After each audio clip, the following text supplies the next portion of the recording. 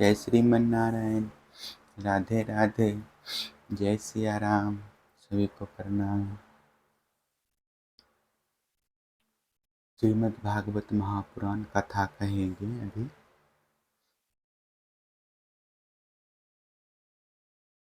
सत्संग की महिमा और कर्म तथा कर्म त्याग की विधि इसका अभी विस्तार से पढ़ेंगे। भगवान श्री कृष्ण कहते हैं, प्रिय उद्धव, जगत में जितनी आसक्तियां हैं उन्हें सत्संग नष्ट कर देते हैं।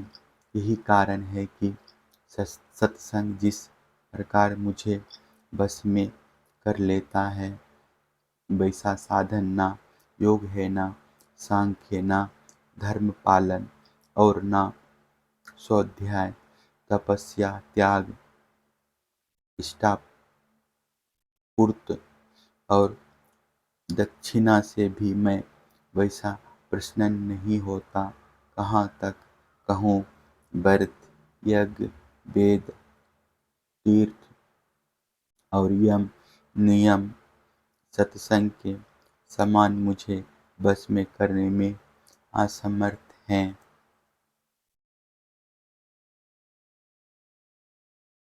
निष्पाप उद्धव जी, यह एक युग की नहीं, सभी युगों की एक सी बात है।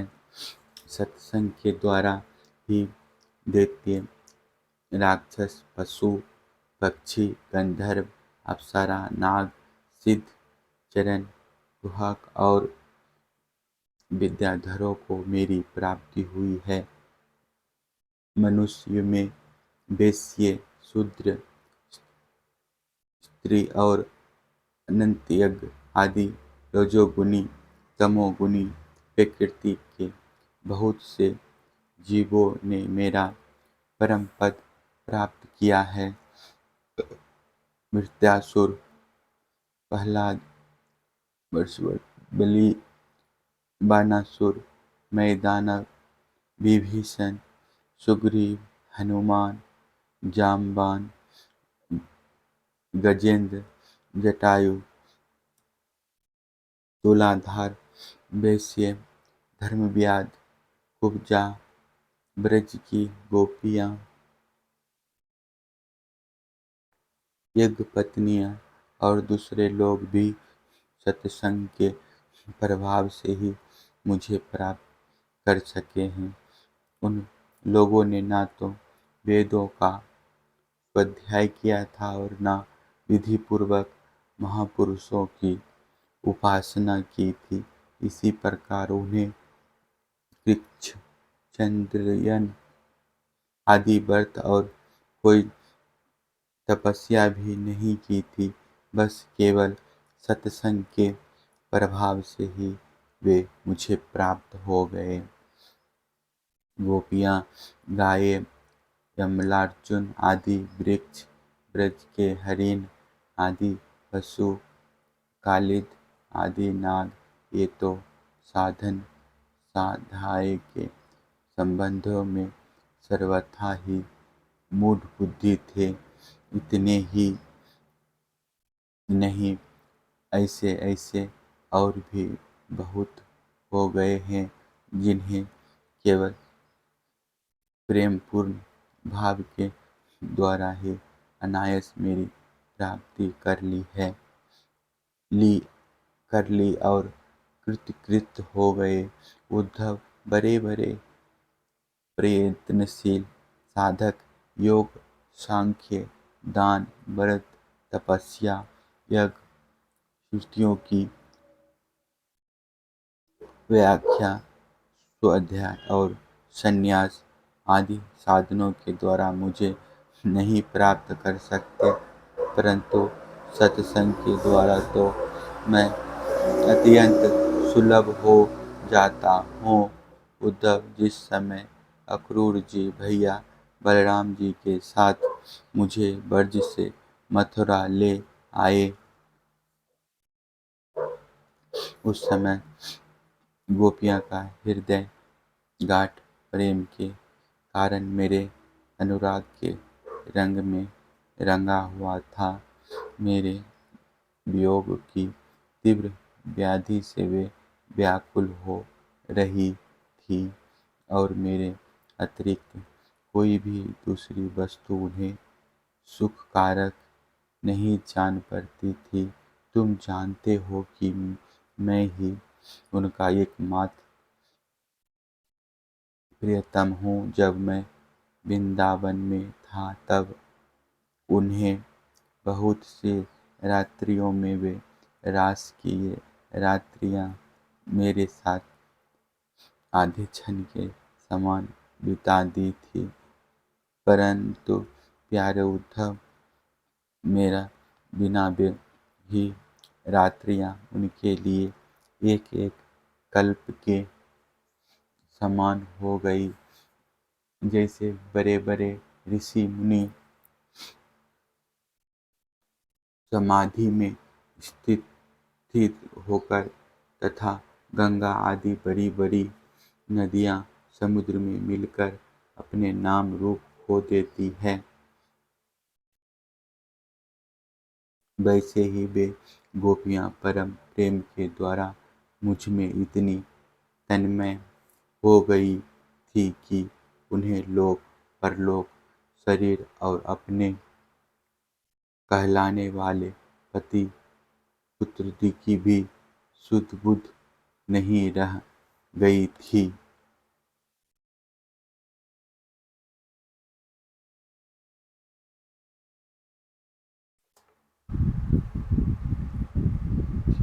उद्धव, उन गोपियों में बहुत सी तो ऐसी थी जो मेरे वास्तविक स्वरूप को नहीं जानती थी। वे मुझे भगवान ना जानकर केवल प्रियतम ही समझती थी और जार भाव से मुझसे मिलने की आकांक्षा किया करती थी। उन साधनहीन सैकड़ों हजारों अबलाओं ने केवल संघ के प्रभाव से ही मुझ परब्रह्म परमात्मा को प्राप्त कर लिया। इसलिए उद्धव, तुम श्रुति स्मृति विधि निषेध प्रकृति निवृत्ति और शून्य युग तथा सुने हुए विषय का भी परित्याग करके सर्वत्र मेरी ही भावना करते हुए समस्त प्राणियों के आत्मस्वरूप मुझ एक की ही शरण संपूर्ण रूप से ग्रहण करो, क्योंकि मेरी शरण में आ जाने से तुम सर्वथा निर्भय हो जाओगे। उद्धव जी ने कहा, सनकादि योगेश्वरों के भी परमेश्वर प्रभु, यूं तो मैं आपका उपदेश सुन रहा हूँ, परंतु इससे मेरे मन का संदेह मिट नहीं रहा है। मुझ सर्वधर्म का पालन करना चाहिए या सब कुछ छोड़कर आपकी शरण ग्रहण करनी चाहिए। मेरा इसी दुविधा में लटक रहा है। आप कृपा करके मुझे भली भांति समझाइए। भगवान श्री कृष्ण ने कहा, प्रिय उद्धव, जिस परमात्मा का परीक्षण रूप से वर्णन किया जाता है वे साक्षात अप्रोक्त प्रत्यक्ष ही है, क्योंकि वे ही निखिल वस्तुओं को सत्ता स्फूर्ति जीवन दान करने वाले हैं। वे ही पहले नाहत नाद स्वरूप परावाणी नामक प्राण के साथ मूलाधार चक्र में प्रवेश करते हैं। उसके बाद मणिपूरक चक्र नाभि स्थान में आकर पश्यंती वाणी का मनोमय सूक्ष्म रूप धारण करते हैं। तदनंतर कंठ देश में स्थित विशुद्ध नामक चक्र में आते हैं और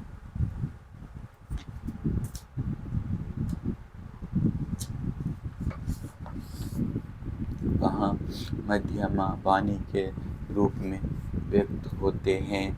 फिर मुख में आकर अश्व, दीर्घ, मात्र, उदात्त, अनुदात्त आदि स्वर तथा कक्रादित वर्ण रूप स्थूल पेखरी वाणी का रूप ग्रहण कर लेते हैं। अग्नि आकाश में ऊष्मा अथवा विद्युत के रूप से अव्यक्त रूप में स्थित है। जब बलपूर्वक काष्ठमंथन किया जाता है तब वायु की सहायता से वह पहले अत्यंत सूक्ष्म चिंगारी के रूप में प्रकट होती है और फिर आहुति देने पर प्रचंड रूप धारण कर लेती है। वैसे ही मैं भी शब्द ब्रह्म स्वरूप से क्रमश परा, पश्यन्ति, मध्यमा और पेखरी वाणी के रूप में प्रकट होता हूँ। इसी प्रकार बोलना, हाथों से काम करना, पैरों से चलना, मिथ्या तथा गुदा से मलमूत्र त्यागना, सूंघना, चखना, देखना, छूना, सुनना, मन से संकल्प विकल्प करना, बुद्धि से समझना, अहंकार के द्वारा अभिमान करना, महत्त्व के रूप में सबका ताना बाना बुनना तथा सत्वगुण, रजोगुण और तमोगुण के सारे विकार, कहाँ तक कहूँ, समस्त कर्ता, करण और कर्म मेरी ही अभिव्यक्तियाँ हैं। यह सबको जीवित करने वाला परमेश्वर ही इस त्रिगुण में ब्रह्मांड कमल का कारण है। यह आदि पुरुष पहले एक और अव्यक्त था। जैसे उपजाऊ खेत में बोया हुआ बीज शाखा, पत्र, पुष्प आदि अनेक रूप धारण कर लेता है, वैसे ही खलगति से माया का आश्रय लेकर शक्ति विभाजन के द्वारा परमेश्वर ही अनेक रूपों में प्रतीत होने लगता है। जैसे तागों के 3 पाने में वस्त्र ओतप्रोत रहता है, वैसे ही यह सारा विश्व परमात्मा में ही ओतप्रोत है। जैसे सूत के बिना वस्त्र का अस्तित्व नहीं है, किंतु सूत वस्त्र के बिना भी रह सकता है, वैसे ही इस जगत के न रहने पर भी परमात्मा रहता है, किंतु यह जगत परमात्मा स्वरूप ही है। परमात्मा के बिना इसका कोई अस्तित्व नहीं है। यह संसार वृक्ष अनादि और ब्रह्म रूप से नित्य है, इसका स्वरूप ही है कर्म की परंपरा तथा इस वृक्ष के फल फूल हैं मोक्ष। इस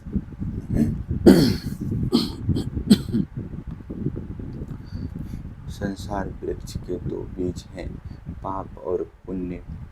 असंख्य वासनाएं जड़े हैं और 3 गुण तने हैं। 5 भूत इसकी मोटी मोटी प्रधान शाखाएं हैं और शब्दी 5 विषय रस है। 11 इंद्रियां शाखा हैं तथा जीव और ईश्वर 2 पक्षी इसमें घोंसला बनाकर निवास करते हैं। इस वृक्ष में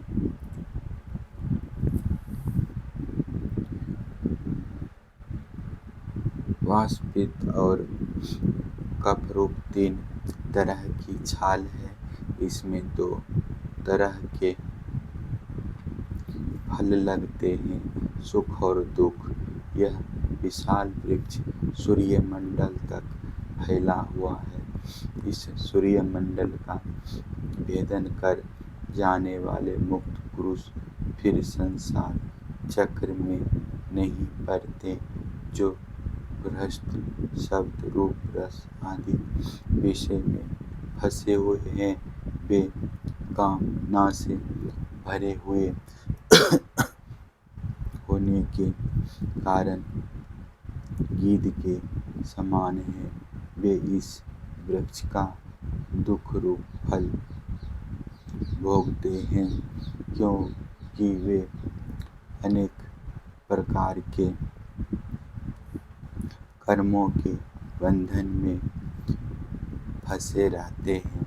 जो अरण्यवासी परमहंस विषयों से विरक्त हैं, वे इस वृक्ष में राजहंस के समान हैं और वे इसका सुख रूप फल भोगते हैं। प्रिय उद्धव, वास्तव में मैं एक ही हूँ। यह मेरा जो अनेकों प्रकार का रूप है, वह तो केवल मायामय है। जो इस बात को गुरुओं के द्वारा समझ लेता है, वही वास्तव में समस्त वेदों का रहस्य जानता है। अतः उद्धव, तुम इस प्रकार गुरुदेव की उपासना रूप अनन्य भक्ति के द्वारा अपने ज्ञान की कुल्हाड़ी को तीखी कर लो और इसके द्वारा धैर्य एवं सावधानी से जीव भाव को काट डालो। फिर परमात्मा स्वरूप होकर उस वृत्ति रूप स्त्रों को भी छोड़ दो और अपने अखंड स्वरूप में ही स्थित हो रहो।